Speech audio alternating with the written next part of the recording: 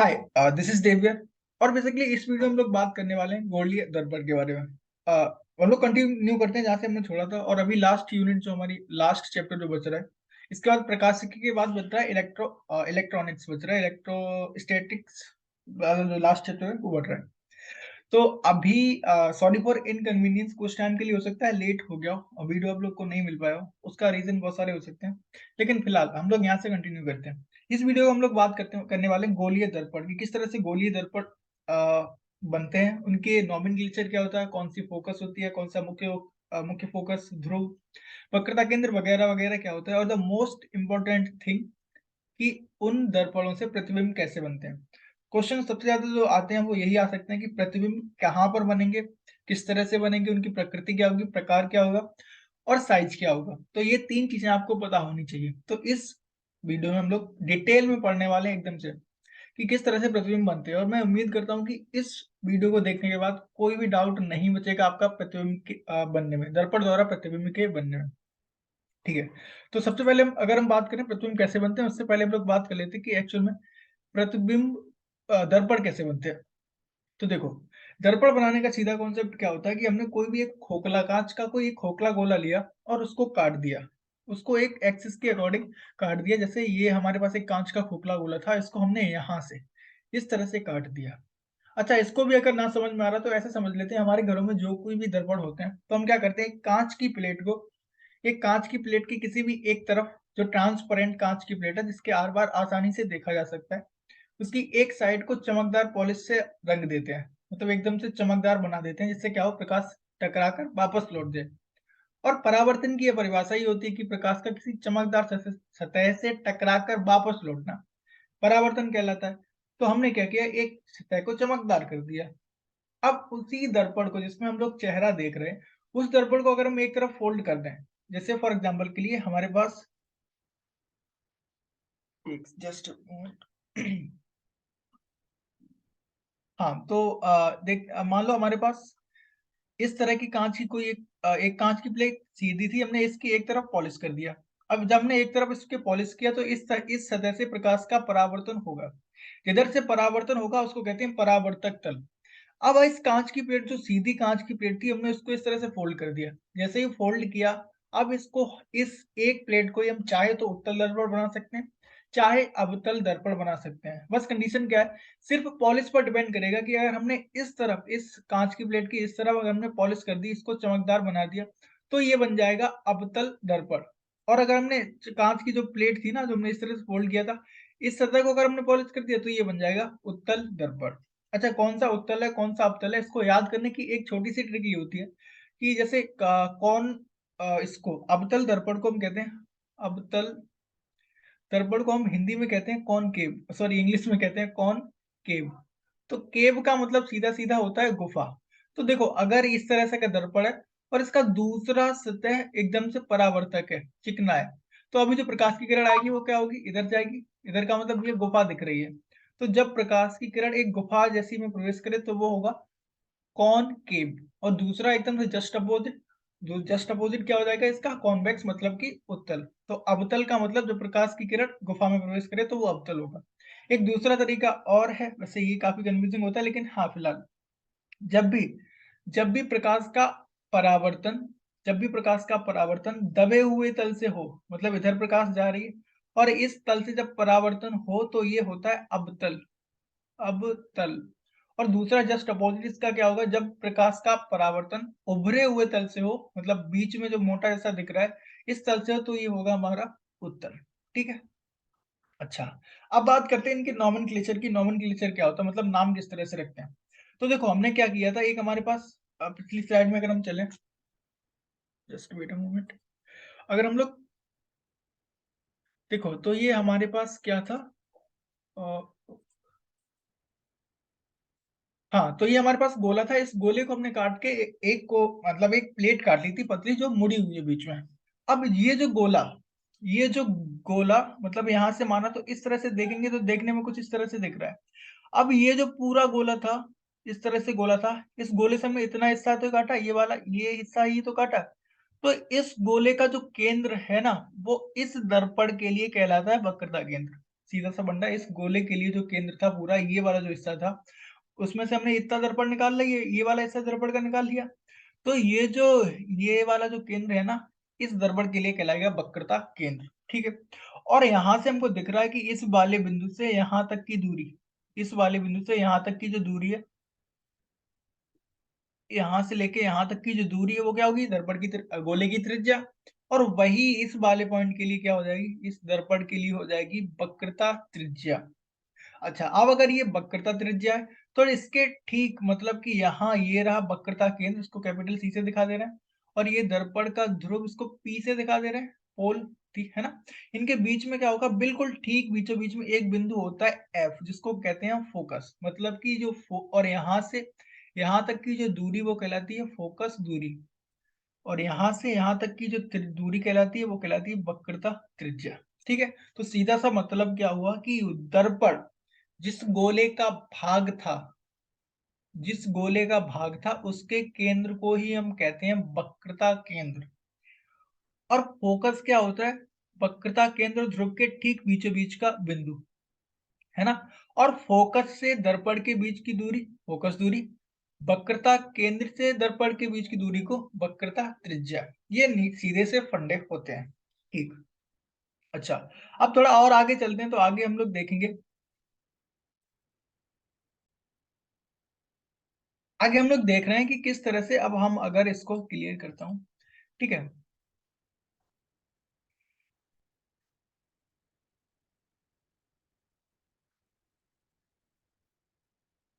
अच्छा, प्रतिबिंब का बनना, उसके बाद हम बात करते हैं कि एक्चुअल में किस तरह से प्रतिबिंब बनते हैं। तो देखो, प्रतिबिंब बनने का सीधा सा फंडा क्या है, प्रतिबिंब बनने के लिए हमको 3 नियम का फॉलो करना पड़ता है। सबसे पहले 3 नियमों को फॉलो करना पड़ता है।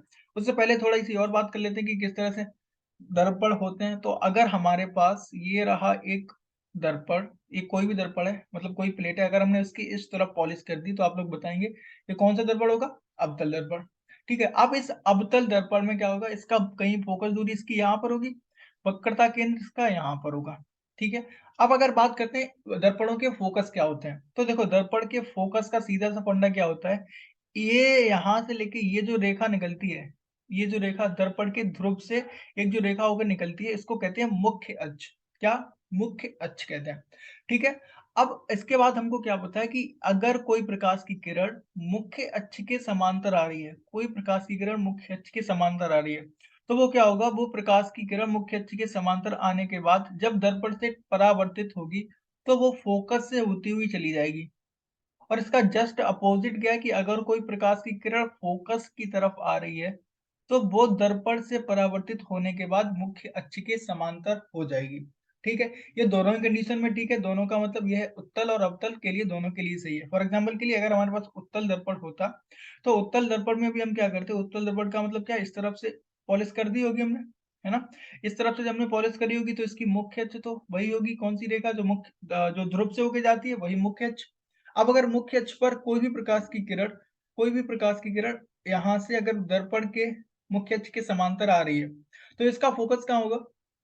अच्छा, यहाँ पर एक थोड़ी सी परेशानी वाली बात ये है कि हमको पता है, हमने कहा था फोकस और वक्रता केंद्र क्या है, वक्रता केंद्र वह भाग, मतलब वह बिंदु जो गोले का केंद्र था। तो अभी हमको क्या दिख रहा है, अगर हमको इसको ध्यान से देखें तो ये तो गोला कहीं इस तरह से दिखेगा, और अगर गोला इस तरह से दिखेगा तो इसका केंद्र तो यहाँ होगा, और इसका केंद्र यहाँ होगा और फोकस यहाँ पर होगा। लेकिन परेशानी वाली बात यह है कि प्रकाश की किरण तो कभी यहाँ जाएगी नहीं, प्रकाश की किरण क्या होगा, दर्पण से टकराकर हमेशा दूसरी तरफ जाएगी। हाँ, तो उत्तल दर्पण के केस में क्या होता है कि समांतर अक्ष मुख्य अक्ष के समांतर आने वाली प्रकाश की किरण दर्पण से परावर्तन के पश्चात जिस दिशा में जाती है, अब अगर इसको हम थोड़ा सा पीछे की तरफ मिलाएं, देखो जरा हम इसको जरा पीछे की तरफ मिलाएं तो ये इस बिंदु पर मिल रही है, और इस बिंदु पर मिल रही है मतलब फोकस पर मिल रही है। तो उत्तल दर्पण के लिए रूल ये है कि मुख्य अक्ष के समांतर आने वाली प्रकाश की किरण दर्पण से परावर्तन के पश्चात मुख्य फोकस से जाती हुई प्रतीत होती है। ठीक है, ऐसा ही बिल्कुल बिल्कुल यहाँ होगा, यहाँ जो प्रकाश की किरण आएगी वो टकरा के इस तरह से जाएगी कि वो ऐसा लगेगा कि वो मुख्य अक्ष से, मतलब कि मुख्य फोकस से आ रही है। तो देखो पहला नियम क्या होता है, पहला नियम दोनों ही कंडीशन में क्या होगा, दोनों दर्पणों के लिए क्या होता है, कि मुख्य अक्ष के समांतर आने वाली प्रकाश की किरण दर्पण से परावर्तन के पश्चात या तो मुख्य फोकस से होकर गुजरती है या मुख्य फोकस से आती हुई प्रतीत होती है। दोनों कंडीशन अलग है। ये अवतल के लिए मुख्य फोकस से गुजरती है और उत्तल के लिए आती हुई प्रतीत होती है। ठीक, ये था पहला नियम। अच्छा, अब अगर हम बात करें दूसरे नियम की, तो देखो फिर से ये रहा अवतल दर्पण, हमारे पास अवतल को ही ले रहे हैं और फिर से इसका फोकस मुख्य अक्ष ये होगा। अब दूसरा नियम ये कहता है कि अगर कोई प्रकाश की किरण वक्रता केंद्र से होकर गुजरती है, क्या अगर कोई प्रकाश की किरण वक्रता केंद्र से होकर गुजरती है तो वो दर्पण के परावर्तन के पश्चात ठीक उसी दिशा में वापस लौट जाती है। मतलब अगर ये वक्रता केंद्र है और यहाँ से कोई प्रकाश की किरण गई तो वो टकराकर ठीक वापस वहीं लौट जाएगी। और उत्तल के केस में क्या होगा? उत्तल के केस में ये दर्पण है, यहाँ पर ये मुख्य अक्ष होगी और अगर हमारे पास ये मुख्य अक्ष है तो यहाँ क्या होगा? इसका वक्रता केंद्र कहीं यहाँ होगा, यहाँ मान ले रहे हैं इसका वक्रता केंद्र यहाँ होगा। तो यहाँ पर भी यही केस है कि अगर कोई भी प्रकाश की किरण वक्रता केंद्र इसका यहाँ मान रहे हैं, है ना? तो अगर कोई भी प्रकाश की किरण वक्रता केंद्र की तरफ आएगी तो बिल्कुल दर्पण से परावर्तन के पश्चात वो इसी रास्ते में वापस लौट जाएगी। ठीक, ये थे दोनों नियम। अच्छा, अब अगर हम बात करें इनको हम यूज कहाँ कर सकते हैं, इनको अप्लाई कैसे करेंगे?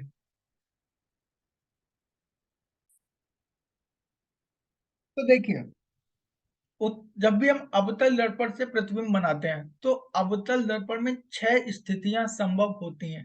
किसी भी प्रतिबिंब के बनने की 6 स्थितियां संभव होती हैं जो डिपेंड करती हैं कि वस्तु कहाँ पर रखी है। मतलब कि वस्तु जहां रखी होती है उसके अनुसार प्रतिबिंब की स्थिति, प्रकृति एवं आकार तीनों ही वैरी होते हैं।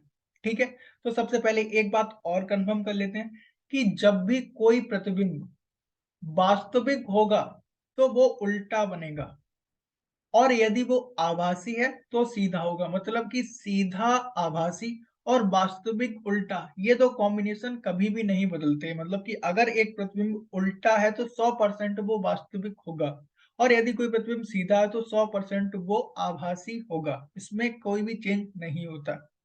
ठीक है, और जब भी प्रकाश की किरणें वास्तविकता में मिलती हैं तो वो वास्तविक प्रतिबिंब बनता है और जब मिलती हुई प्रतीत होती हैं, मतलब कि जहाँ दूसरी तरफ रही हैं उनको पीछे में बढ़ाया तो कहीं जाकर मिलती हुई प्रतीत हो रही हैं, तो वो प्रतिबिंब आभासी होता है और सीधा होता है।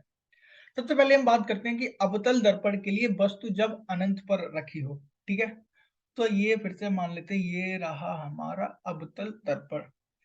अब अगर अवतल दर्पण है तो ये इसकी मुख्य फोकस। अच्छा, पहचानेंगे कैसे अवतल दर्पण है? उसके लिए हमें पता है कि इसके दूसरी तरफ पॉलिश होनी चाहिए, है ना? अच्छा, ये हो गई पॉलिश। पहला क्या कह रहा है कि वस्तु अनंत पर रखी हो। तो जब भी वस्तु अनंत पर रखी, मान लो कहीं अनंत पर रखी, अनंत वाली वस्तु को हम देख नहीं सकते। अनंत की वस्तु रखी है तो पता कैसे चलेंगे? देखो, जब भी कोई भी वस्तु अनंत पर रखी होती है तो उससे जो प्रकाश की किरणें आती हैं वो दर्पण तक आते आते मुख्य अक्ष के समांतर हो जाती हैं। ठीक है, इसका मतलब जितनी भी प्रकाश की किरणें आ रही होंगी सब मुख्य अक्ष के समांतर हो रही होंगी। अब अगर ये अवतल दर्पण है तो अवतल दर्पण के लिए हमको पता है इसका मुख्य फोकस कहीं यहाँ होगा, वक्रता केंद्र यहाँ होगा। ठीक है, अब इस कंडीशन में क्या होगा? जो प्रकाश की किरणें हैं, पहला नियम क्या था अवतल दर्पण के लिए कि कोई जो भी प्रकाश की किरण मुख्य अक्ष के समांतर आएगी वो दर्पण से परावर्तन के पश्चात मुख्य फोकस से जाती हुई प्रतीत होगी। मतलब प्रतीत नहीं होगी, मुख्य फोकस से गुजरेगी। ऐसे ये वाली प्रकाश की किरण भी क्या होगी? मुख्य फोकस से गुजरेगी। जहां पर भी दो प्रकाश की किरणें मिलती हैं या मिलती हुई प्रतीत होती हैं वहीं वस्तु का प्रतिबिंब बनता है। तो इस स्थिति में हमको क्या दिख रहा है कि जब वस्तु अनंत पर रखी थी, पहली कंडीशन हमको पता चल गया कि जब वस्तु अनंत पर रखी थी तो उसका प्रतिबिंब कहाँ बन रहा है? फोकस पर। ठीक है, तो प्रतिबिंब कहाँ बन रहा है? फोकस पर। अच्छा, एक चीज हमको पता चल गई, स्थिति कहाँ बन रहा है प्रतिबिंब? फोकस पर। दूसरी, हाँ, यहाँ पर किरणें एकदम से मिल रही हैं, हमको दिख रहा है किरणें मिल रही हैं। जब मिल रही हैं तो प्रतिबिंब कैसा होगा? वास्तविक। अब अगर वास्तविक है तो 100% उल्टा होने वाला है। तो हमको तीन चीजें यहां से पता चल गई, स्थिति फोकस पर, वास्तविक है, उल्टा है। अब एक चीज जो और पता करनी है, आकार। तो देखो, बिल्कुल आकार क्या होता है? मुख्य अक्ष से कितनी दूरी पर प्रतिबिंब बन रहा है। तो बिल्कुल एक ही पॉइंट पर मिल रही हैं, तो प्रतिबिंब का आकार होता है एकदम बिंदु के आकार का, एकदम बिंदु के आकार का। ठीक है। अच्छा, आगे जब हम बात करें, जब वस्तु अनंत एवं वक्रता केंद्र के बीच में रखी हो, तो अभी वस्तु कहाँ थी? अभी वस्तु रखी थी अनंत पर। अब क्या किया हमने? वस्तु को थोड़ा सा शिफ्ट करके पास में लाए, यहाँ पर कहीं अनंत मान ले रहे हैं, और ये हमारा वक्रता केंद्र था ही, है ना। तो दूसरी बार की बात करें, तो जब हमसे कह रहा है वस्तु दर्पण से अनंत एवं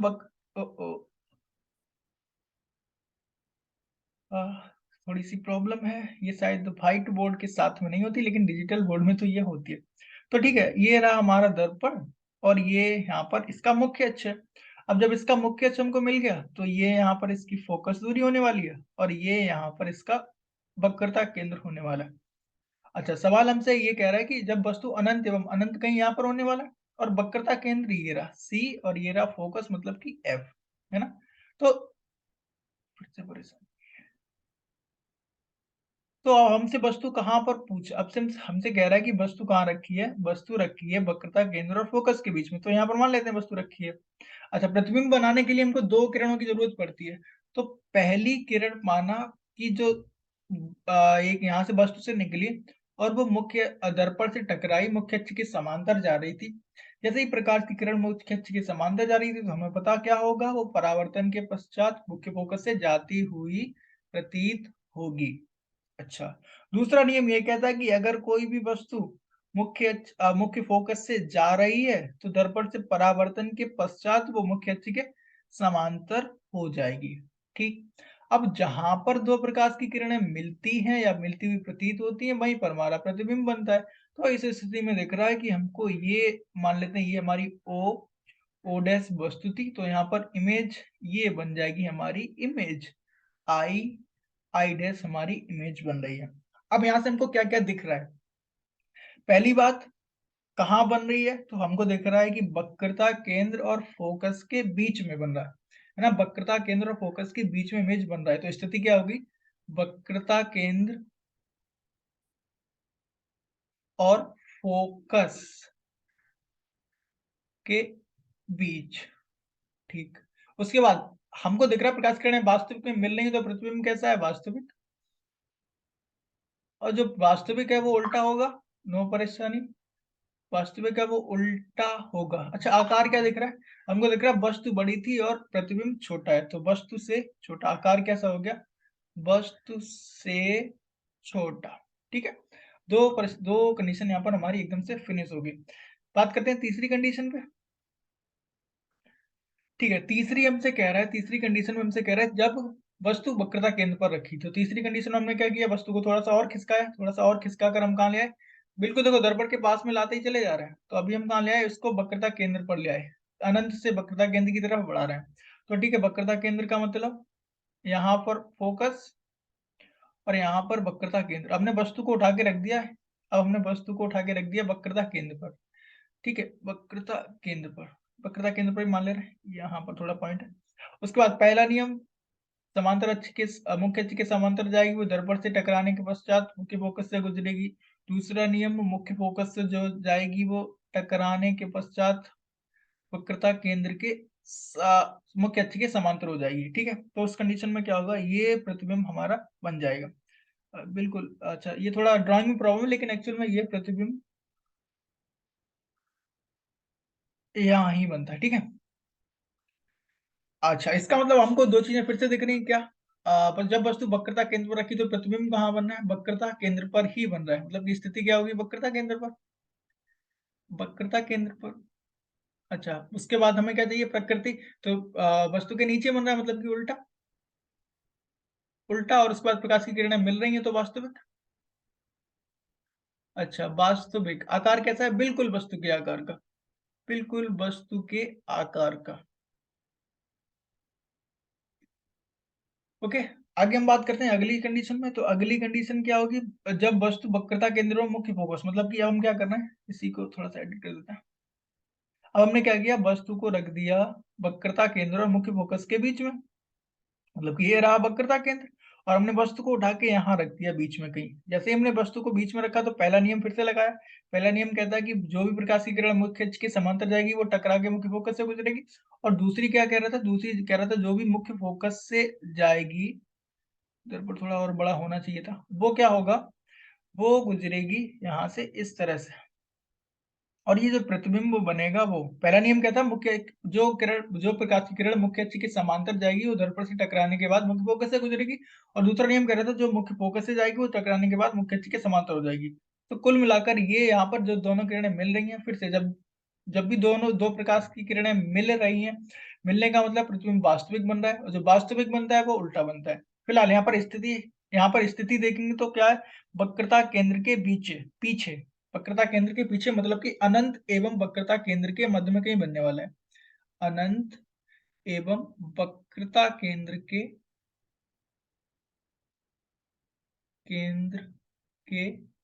मध्य में, ठीक मध्य में मतलब कहीं भी, आस मध्य का मतलब ठीक बीचों बीच नहीं, कहीं बन सकता है।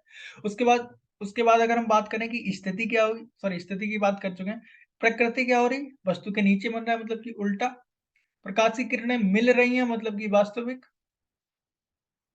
प्रकाश की किरणें मिल रही है मतलब कि वास्तविक। और देखो वस्तु छोटी थी, प्रतिबिंब बड़ा है मतलब कि वस्तु से बड़ा, ठीक। ये क्या होगी, चार कंडीशन हमारी हो गई। पांचवी कंडीशन पर जब हम चले तो पांचवी कंडीशन में हमसे कह रहा है कि जब वस्तु मुख्य फोकस पर रखी है, तो जैसे ही हमने वस्तु को मुख्य फोकस पे रखा तो ये हमारा रहा अवतल दर्पण, यहाँ भी बना ही लेते हैं। ये रहा हमारा अवतल दर्पण, और हमसे कह रहा है वस्तु जब मुख्य फोकस पे रखी, तो ये रहा हमारा मुख्य अक्ष। और अगर ये हमारा मुख्य अक्ष है तो ये हमारा फोकस, ये हमारा वक्रता केंद्र। अब वस्तु कहाँ रख दी हमने, वस्तु हमने रख दी मुख्य फोकस पर। जैसे ही वस्तु हमने मुख्य फोकस पर लगी तो पहला नियम तो एकदम से सही नहीं लग पाएगा। क्यों, यहाँ पर क्या परेशानी, पहले नियम के लिए हमसे क्या कहता था कि जो प्रकाश की किरण, अच्छा ठीक है, जो प्रकाश की किरण मुख्य अक्ष के समांतर जाएगी वो टकराने के पश्चात मुख्य फोकस से चली जाएगी, कोई परेशानी यहाँ पर है नहीं। अच्छा, अब यहाँ पर हम अगर दूसरा नियम करें, दूसरे नियम हम कहते थे कि जो मुख्य फोकस से जाएगी वो समांतर हो जाएगी, तो अभी प्रकाश की किरण मुख्य फोकस से होकर नहीं गुजर सकती। तो इसके लिए हम तीसरा नियम लगाते हैं। तीसरा नियम हमसे पता है क्या कहता था, तीसरा नियम हमसे कहता था कि अगर कोई प्रकाश की किरण वक्रता केंद्र से होकर जाती है, अगर कोई प्रकाश की किरण वक्रता केंद्र से होकर जाती है, तो देखो हम अगर माने कि एक प्रकाश की किरण यहाँ से जा रही है, तो एक प्रकाश की किरण ये, तो ये वाली होगी। अगर एक प्रकाश की किरण को माने हम यहाँ से गई, तो वो क्या होगा, वो मिलाने के पश्चात कहीं वक्रता के अंदर जाती हुई प्रतीत होगी। थोड़ी सी परेशानी, ये इस तरह से इसका वक्रता केंद्र मान रहे हैं यहाँ पर, ठीक है। ये एक्चुअल में जब दर्पण सीधा बना होगा तो एकदम से सही बनते हैं, हम लोग घर पे ट्राई कर सकते हैं। लेकिन फिलहाल ये वक्रता केंद्र है, यहाँ पर नहीं है। तो उस कंडीशन में क्या होता है, जब एक प्रकाश की किरण वक्रता केंद्र से जाएगी तो वो इस टकरा के एकदम से समांतर हो जाएगी। अब ये दोनों प्रकाश की किरणें समांतर हैं, दो प्रकाश की समांतर किरणें या फिर दो समांतर रेखाएं आपस में कभी भी नहीं मिलती। जब दो किरणें आपस में कभी भी नहीं मिल रही तो ऐसा मान लेंगे हम कि ये कहाँ मिलेंगी, अनंत पर मिल जाएंगी, जाके मान ले रहे हैं अनंत पर मिल जाएंगी। तो जैसे ही हमको पता है ये कहाँ मिलेंगी, अनंत पर, तो प्रतिबिंब कहाँ बनने वाला है, जहां पर दो प्रकाश की किरणें मिलती हैं वहां पर प्रतिबिंब बनता है। तो प्रतिबिंब बनेगा अनंत पर, मान ले रहे हैं क्योंकि मिलेंगी जाके तो वास्तविक,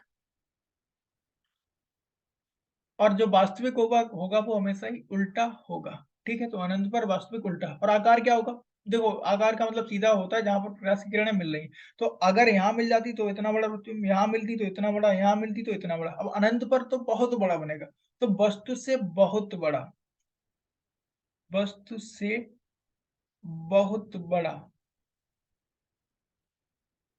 ठीक है। अगली लास्ट कंडीशन है और ये इंपॉर्टेंट कंडीशन है, जब वस्तु मुख्य फोकस एवं दर्पण के बीच में रखी हो। तो ये इंपॉर्टेंट कंडीशन है क्योंकि ये एक तरह की अपवाद भी मानते हैं, मतलब कि हमको कहा, ये थोड़ा इंपॉर्टेंट कंडीशन है। तो इसका मतलब क्या हुआ, ये रहा दर्पण, ये रही मुख्य अक्ष। अब हमने वस्तु को कहाँ माना, हमने कहा वस्तु रखी है, ये रहा फोकस और ये रहा वक्रता केंद्र, मतलब कि ये एफ रहा और ये रहा वक्रता केंद्र। अब हमने माना वस्तु फोकस और वक्र दर्पण के बीच में रखी है ना, ये रहा फोकस और इसके बीच में कहीं वस्तु रख दी। जैसे हमने वस्तु को बीच में रखा तो पहला नियम तो यहाँ भी लग गया, कोई परेशानी है नहीं। पहला नियम क्या कहता है? पहला नियम कहता है कि जो प्रकाश की किरण मुख्य अक्ष के समांतर जाएगी वो परावर्तन के पश्चात मुख्य फोकस से गुजरेगी। यहाँ तक कोई परेशानी नहीं है। अब दूसरा नियम जैसे ही हम यहाँ पर लेंगे, दूसरा नियम फिर से जो हमने पिछली कंडीशन में लिया था वो भी यहाँ भी लेना पड़ेगा। तो जो प्रकाश की किरण यहाँ से जाएगी वो क्या होगा, वो वक्रता केंद्र से एकदम से जाती हुई प्रतीत होगी। अब इसका मतलब क्या हुआ कि ये दो प्रकाश की किरणें जा किधर रही हैं, इस तरफ जा रही हैं। ये प्रकाश की किरणें इस तरफ जा रही हैं, है ना। और हमको दिख रहा है ये दोनों कभी भी इस तरफ तो नहीं मिलने वाली, लेकिन जब इनको थोड़ा सा पीछे मिलाए ना, इनको जब हम पीछे मिलाएंगे तो ये मिलती हुई प्रतीत होंगी कि एक पॉइंट पर मिल रही हैं। तो जहां ये मिलती हुई प्रतीत होती हैं, अब क्या हो रहा है, मिलती हुई प्रतीत हो रही है, समझ में आ रहा है? प्रतीत हो रही है। तो जैसे ही कोई भी प्रकाश की किरण मिलती हुई प्रतीत होती है तो प्रतिबिंब कैसा बनता है? आभासी। जब वास्तविक में मिलती है तो वास्तविक। तो हमको क्या दिख रहा है, वस्तु का प्रतिबिंब स्थिति क्या होगी? स्थिति होगी दर्पण के पीछे, दर्पण के पीछे, है ना। प्रतिबिंब मिलती हुई प्रतीत हो रही है मतलब कि आभासी। आकार दिख रहा है, वस्तु छोटी थी, प्रतिबिंब बड़ा मतलब कि वस्तु से बड़ा, वस्तु से बड़ा। वस्तु ऊपर रखी है, प्रतिबिंब भी ऊपर बन रहा है तो मतलब कि सीधा। ये 6 कंडीशन थी और इसमें ये सबसे ज्यादा इंपॉर्टेंट होती है क्योंकि यहाँ पर थोड़ा सा अलग होता है, बाकी सब में सब कुछ सही होता है। यहाँ पर ये बात याद रखना होगा कि उत्तल दर्पण से आभासी वस्तु से बड़ा और सीधा प्रतिबिंब मिलता है, लेकिन आभासी वस्तु से छोटा प्रतिबिंब नहीं मिलता। ठीक है, आगे हम लोग बात करते हैं अवतल दर्पण से किस तरह से प्रतिबिंब, सॉरी, उत्तल दर्पण से किस तरह से प्रतिबिंब बन सकते हैं। ये हम लोग बात कर रहे थे अब तक अवतल दर्पण की। मे बी मिस्टेकली अगर मैंने कहीं उत्तल दर्पण बोल दिया तो उसको थोड़ा सा एडजस्ट कर लेना, क्योंकि हम लोग बात कर रहे थे अवतल दर्पण की। तो अब आगे हम लोग बात करते हैं कि उत्तल दर्पण से किस तरह से प्रतिबिंब बन सकते हैं, है ना। तो उत्तल दर्पण से प्रतिबिंब बनने के लिए फिर से 3 नियम वही लगाएंगे, लेकिन यहाँ पर थोड़ी सी कंडीशन चेंज हो जाएगी। क्या कि उत्तल दर्पण कैसा होता है, इस तरह से इसके इस वाले हिस्से पर पॉलिश होती है, बाकी सब कुछ सही होता है। अगर उत्तल दर्पण की इस तरफ पॉलिश है तो ये क्या हो गया, ये हमारी होगी मुख्य अक्ष। और अगर ये हमारी मुख्य अक्ष है तो यहाँ पर कहीं इसका द्वितीय जो फोकस होने वाला वो ये होगा, और यहाँ पर वक्रता केंद्र ये होगा। ठीक है, बिल्कुल बस सेम टू सेम नियम यहाँ लगाएंगे। तो यहाँ सिर्फ 2 स्थितियां संभव होती है, 2 नहीं बेसिकली एक ही कहें, लेकिन फिलहाल 2 मान लेते हैं। ठीक है, तो 2 स्थितियां संभव होती हैं, कौन सा? जब वस्तु अनंत पर रखी हो। तो अगर वस्तु अनंत पर रखी हो तो प्रतिबिंब कहाँ बनने वाला है? तो वस्तु जब अनंत पर रखी हो तो देखो, अनंत का मतलब सीधा सा मतलब, अनंत का मतलब जब भी वहां से किरणें आएंगी तो वो क्या होगी, टकरा के लौट जाएंगी बिल्कुल पीछे, इस तरह से लौट के टकरा टकरा के लौट जाएंगी। और जिस बिंदु पर ये मिलती हुई प्रतीत होती है, मिलती नहीं है, मिलती हुई प्रतीत होती है, वही होता है फोकस। ठीक है, तो अब ये स्थिति, ये क्या हो गया, फोकस। तो इसका मतलब जब वस्तु अनंत पर रखी है तो प्रतिबिंब कैसा बनेगा? बन कहाँ रहा है? दर्पण के पीछे। स्थिति हो गई दर्पण के पीछे। ठीक है, बस प्रकाश की किरणें मिल नहीं रही हैं, मिलती हुई प्रतीत हो रही हैं, तो प्रतिबिंब कैसा हो गया? आभासी। अच्छा, मिलती हुई जब भी प्रतीत हो रही है तो आभासी होता है, वो हमेशा ही सीधा होता है, तो आभासी सीधा। और आकार कैसा? एकदम से बिंदु के आकार का, छोटा, बिंदु के आकार का। अच्छा, दूसरी कंडीशन यहाँ पर क्या हो सकती है? दूसरी कंडीशन फिर से वही, ये रहा हमारा उत्तल दर्पण, और यहाँ पर इसकी मुख्य फोकस, सॉरी मुख्य अक्ष। अब ये अगर हमारी मुख्य अक्ष है, मुख्य अक्ष एकदम से बीचों बीच में, ठीक। और इसके बाद यहाँ पर कोई वस्तु रखी है, कहीं भी रख सकते हैं वस्तु, कहीं पर भी वस्तु रख सकते हैं। ठीक है, मान लेते हैं यहाँ यहाँ, क्योंकि इसके जो फोकस होगा वो यहाँ होगा, वक्रता केंद्र यहाँ होगा, तो इस तरफ कहाँ रख रहे हैं, कोई ज्यादा फर्क पड़ने वाला है नहीं। दोनों कंडीशन में क्या होगा, वस्तु यहाँ पर रखी तो नियम क्या है कि प्रकाश की किरण एक तो क्या होगी, मुख्य अक्ष के जो समांतर आ रही है वो मुख्य फोकस से जाती हुई प्रतीत होगी, मतलब कि इस तरह से परावर्तित होगी, वो ऐसा लगेगा कि मुख्य फोकस से जा रही है। और दूसरा नियम क्या कहता है? दूसरा नियम ये कहता है कि जो प्रकाश की किरण वक्रता केंद्र की तरफ आती है वो बिल्कुल उसी रास्ते में टकराकर वापस लौट जाती है। तो जब इन दोनों किरणों को जब हम ढंग से मिलाएंगे तो हमको पता है ये पीछे, क्योंकि दर्पण इधर है, प्रकाश की किरणें परावर्तन के पश्चात इस तरफ लौटी हैं। प्रकाश की किरणें परावर्तन के पश्चात इस तरफ लौटी हैं और इस तरफ ये कहीं पर भी नहीं मिलने वाली। लेकिन इनको जब हम पीछे मिलाएंगे तो हमको ये एक बिंदु पर मिलती हुई प्रतीत होंगी। क्या? एक बिंदु पर मिलती हुई प्रतीत होंगी। और जहां पर मिलती हुई प्रतीत होती है वहीं बनता है प्रतिबिंब। तो इस कंडीशन में जो प्रतिबिंब बनता है वो फोकस और दर्पण के बीच में, फोकस और दर्पण के बीच में, तो स्थिति क्या होगी? फोकस और दर्पण, दर्पण का मतलब ध्रुव, दर्पण के बीच, बीच का मतलब कहीं बन सकती, ठीक बीचों बीच की बात नहीं हो रही है। अच्छा, मिलती हुई प्रतीत हो रही है मतलब कि प्रतिबिंब आभासी। और अगर प्रतिबिंब आभासी है तो वो समय से ही सीधा होगा, ठीक। और आकार क्या होगा? वस्तु से छोटा, वस्तु से छोटा। तो ये थे हमारे प्रतिबिंब बनने के नियम। उम्मीद करते हैं अब आपके पास कोई भी डाउट नहीं बचा होगा प्रतिबिंब को लेकर। और अगर ऐसा है कि कोई भी प्रतिबिंब को लेकर डाउट नहीं बचा तो फटाफट से इस क्वेश्चन का आंसर दे दो, तो मैं समझ जाऊं कि हाँ, आपको एकदम से पूरा का पूरा कंफर्म हो गया है। सवाल हमसे कह रहा है निम्नलिखित में से कौन सा प्रतिबिंब अवतल दर्पण से नहीं बन सकता? सवाल समझ लीजिए, अवतल दर्पण से नहीं बन सकता। आपको पता है अवतल दर्पण की 6 स्थितियां होती हैं। उन 6 स्थितियों में हमने कौन सा प्रतिबिंब नहीं बनाया था? कमेंट सेक्शन में इसका आंसर सभी लोग करें ताकि मुझे भी पता चले आप लोगों ने कितना सीखा।